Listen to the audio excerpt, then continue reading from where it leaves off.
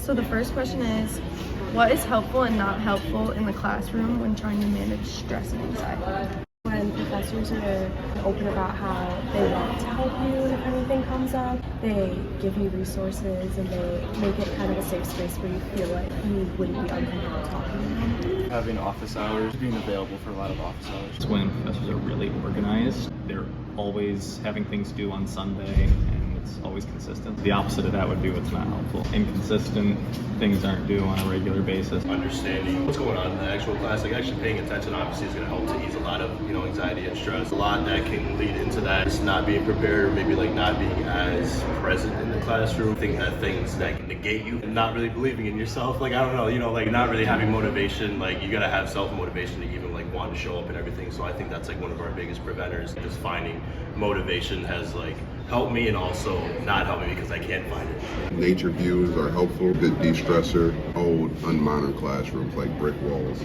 don't really like that.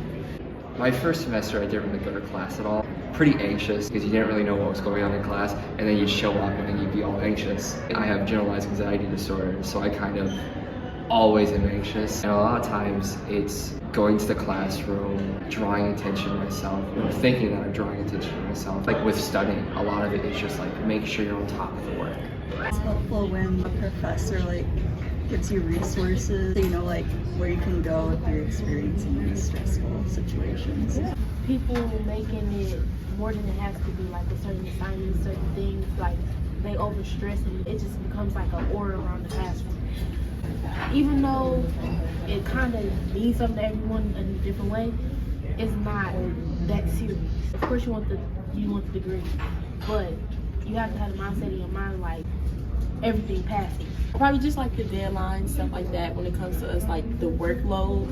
So I feel like that's a big stressor, but everything else, I feel like we've got good professors helping you with the work and stuff like that, making sure you succeed. I would say the professors, what type of professor they are. Some of them are very helpful. The professor is just all about lectures, ongoing, doesn't give you breaks, oh my god, can you stop for a second? When there's a lot of projects or assignments due at once, a lot of time management can be the most stressful. Not helpful when they don't use Blackboard, don't know when things are due, or if things are uploaded late, they change what the plan is without updating it. So you're kind of lost. When you have a professor that does that, it's very helpful. My physics class, when my professor does not teach anything relevant for the homework or quiz that we're taking the next class period. We love physics. Probably friends, just knowing that everyone's going through the same thing. A lot of people are taking the same classes, studying with each other and just asking questions and just talking through it helps a lot for me. Does a professor ever give you resources to help manage stress and other mental health concerns? I don't think so. No. Yeah.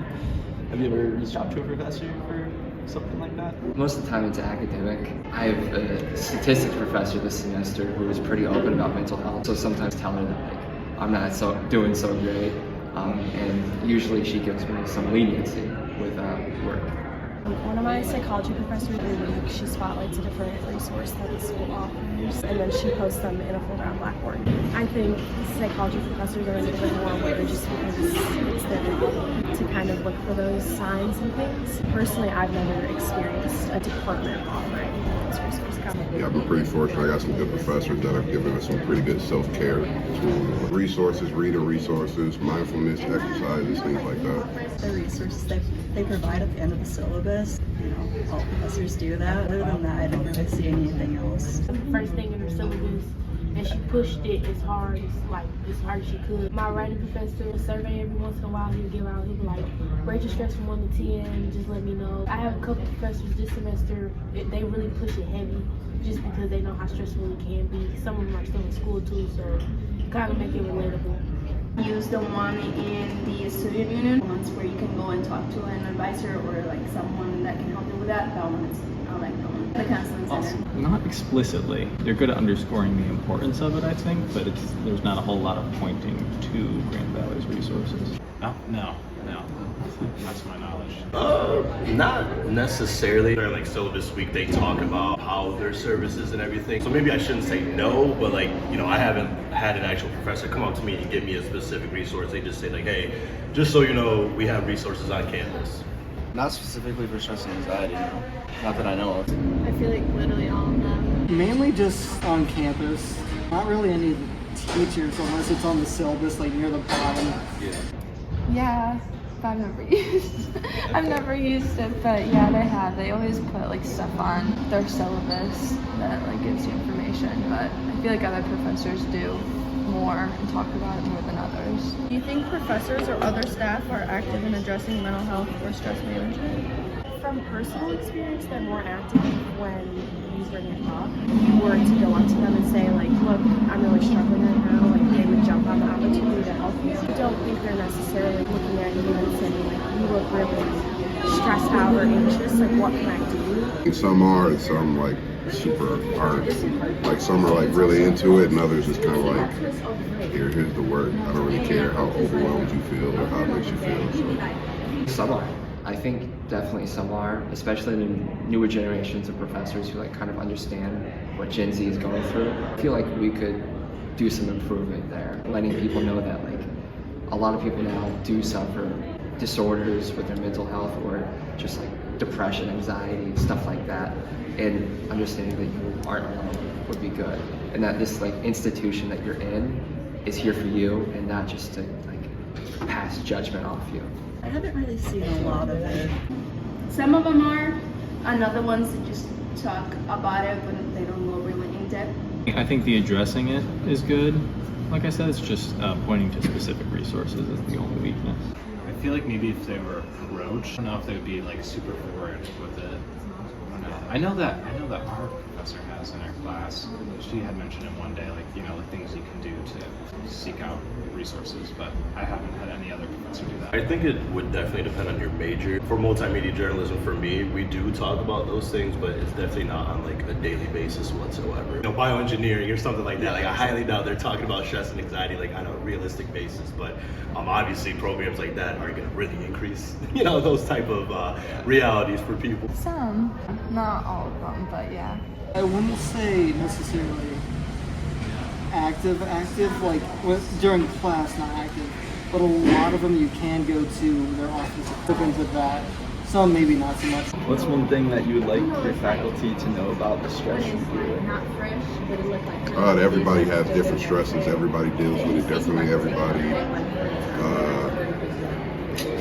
can handle different amounts of stress. So just try to be open and try to get to know people on a personal level, so that way they can learn better, you can teach better. Most people, even if they don't externalize it, they're still dealing with it. Sometimes it can be very overwhelming, especially if you have stuff on the side like a job, which most students here have to have, or if you have like extracurriculars that can all add up. I have so many other classes. I feel like there's different kinds of stress. Like it doesn't just come from one thing. There could be different things going on in our lives that can deal with, of course, like stress or putting that heavy load on top of us, plus the work or just whatever else we have going on. The main thing is then being mindful that we all have responsibilities other than classes. A lot of people work and that sort of thing. I'm kind of like a non-traditional student because I graduated in like 2016. I got my associates in 2019, and then I've been like out of school for a while. I'm under the assumption that like a lot of professors think that students are like here on campus or like you know live or like commute close by and like they're just going to school.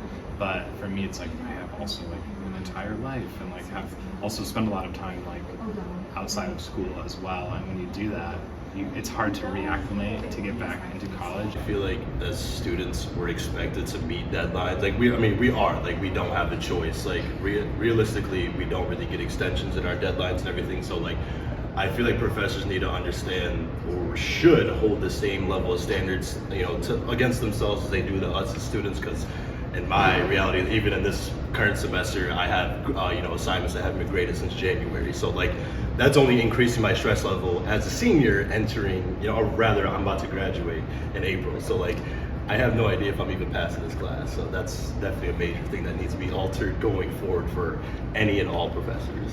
People our age and our generation have quite a few mental health issues. A student who wasn't doing great was like, yeah, I'm depressed. And he's like, oh. And then he kind of got it from there. He's like, he understood that it's a lot more difficult than he thinks. So there needs to be kind of a mutual understanding there. Yeah, I would agree. Sometimes it's a lot all in one week. and like they have to realize that like we are taking other classes and have other priorities, and like some classes that they, I guess if it's like not your major, like they like put a bunch of homework out there and you're like, well, it's not even my major, like what am I gonna do with that, you know? So just like realizing that we have other things going on. On a scale of 1 to 10, how would you rate your experience with staff and faculty in understanding mental health? Probably like a 4. Probably like an 8 or a 9. Give it a 6.5. An 8. I would say around like a 7. 7 as well. 7.5, 8. I'd say a 6 or 7. I don't have necessarily like too much personal experience, so I'm just gonna give it a 6. Probably a 7. Honestly, 10. I'm gonna do a neutral, like 6 or 7. Yeah. Like, I was gonna say it really depends on the professor. It definitely depends. 6, 7, sometimes 8. Maybe like a 5. I think it's definitely gotten a lot better as far as like scaling it. I'd say like probably like an 8.